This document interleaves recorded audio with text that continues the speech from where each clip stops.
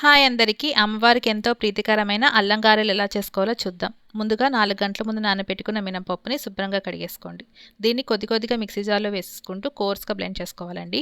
Consistency మనకి ఈ విధంగా ఉంటుంది. దీంట్లోనే ఒక టేబుల్ స్పూన్ దాకా వాటర్, టేస్ట్‌కి తగినంత సాల్ట్ వేసుకొని ఎక్కువసేపు బ్లెండ్ చేసుకుంటే కన్సిస్టెన్సీ ఈ విధంగా తయారవుతుందండి. ఇప్పుడు దీన్నంతా కూడా వేరొక మిక్సింగ్ బౌల్‌లోకి ట్రాన్స్‌ఫర్ చేసుకోవాలి. తర్వాత దీన్నంతా కూడా ఇలా మిక్స్ చేసుకోవాలండి 2 నిమిషాల పాటు. అలా చేసుకోవడం వలన స్పాంజీగా తయారవుతుంది.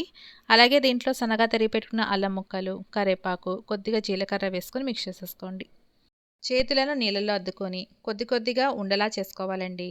కవర్ మీద కానీ లేదా బటర్ పేపర్ మీద కానీ చక్కగా రౌండ్ షేప్ ఇచ్చేసుకొని తర్వాత మనం వీటిని వేడి వేడి నూనెలో వేసుకొని ఫ్రై చేసుకోవాలి. జాగ్రత్తగా డ్రాప్ చేసుకోండి వేసుకునేటప్పుడు. చక్కగా మనం ఇవన్నీ వేసేసుకొని అటు ఇటు తిప్పుకుంటూ మంచి గోల్డ్ కలర్ వచ్చేదాకా ఫ్రై చేసేసుకుంటే ఎంతో టేస్టీగా ఉండే అల్లం గారెలు రెడీ అయిపోతాయి. మీరు కూడా చూసి ట్రై చేయండి.